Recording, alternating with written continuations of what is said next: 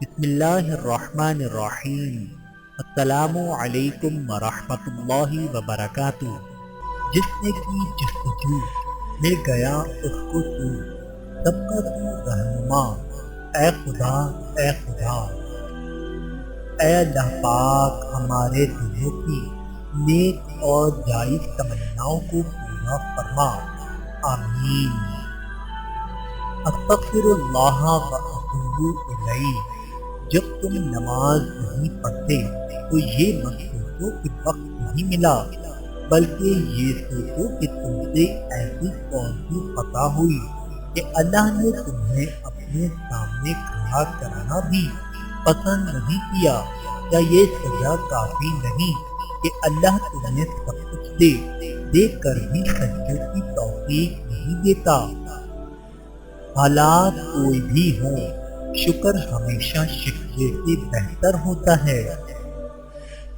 یا رب تیرے بندے میرے سوا بہت، پر میرے رب میرا تیرے سوا کوئی بھی نہیں۔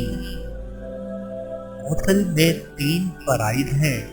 نمبر 1 کلی کرنا، نمبر 2 ناک میں پانی ڈالنا، نمبر 3 پورے بدن کو پانی سے اس طرح دھونا کہ جسم میں سے بال برابر کی کوئی جگہ خشک نہ رہے۔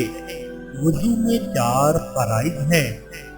نمبر 1 دونوں ہاتھ کہنیوں سمیت دھونا، نمبر 2 چہرے کا دھونا، نمبر 3 چوتھائی سر کا مسح کرنا، نمبر 4 دونوں پاؤں ٹخنوں سمیت دھونا۔ نماز کے فرائض۔ نماز کے باہر کے 7 فرائض۔ نمبر 1 جسم کا پاک ہونا، نمبر 2 لباس کا پاک ہونا، نمبر 3 جگہ کا پاک ہونا، نمبر 4 سطر کا چھپانا، نمبر 5 وقت کا تعین کرنا، نمبر 6 قبلہ رخ ہونا، نمبر 7 نیت کرنا۔ نماز کے اندر کے 6 فرائض۔ نمبر 1 تکبیر تحریمہ کہنا، نمبر 2 قیام کرنا، نمبر 3 قرات کرنا، نمبر 4 رکوع کرنا، نمبر 5 دونوں سجدے کرنا، نمبر 6 آخری قاعدے میں تشہد کی مقدار بیٹھنا۔ نکاح سب سے بابرکت نکاح وہ ہے جس میں آسانیاں ہوں، یعنی زیادہ تکلفات نہ کیے جائیں۔ اللہ کے حوالے۔ جس دن سب کچھ اللہ کے حوالے کر دیا اس دن سے دیکھنا زندگی کتنی پرسکون ہو جائے گی۔ جیب میں پیسے ہونے کے باوجود بازار سے گزرتے ہوئے اپنی ذاتی خواہش پوری نہ کرنے والا کنجوس نہیں بلکہ باپ ہوتا ہے۔ ماں کی کمی ہر عمر میں رلا دیتی ہے۔ یا اللہ میری ماں کو جنت میں اعلیٰ ترین مقام عطا فرما، آمین۔ والدین، کل ماتم بے قیمت ہوگا، آج ان کی توقیر کرو۔ دعاؤں کے روپ میں ملنے والی محبتیں بہت قیمتی اثاثہ ہوتی ہیں۔ مسکراہٹ۔ بیٹی کی مسکراہٹ ویران گھر کو بھی خوشیوں سے بھر دیتی ہے۔ بیٹے تو باپ کے پر ہوتے ہیں جن سے باپ اڑا پھرتا ہے۔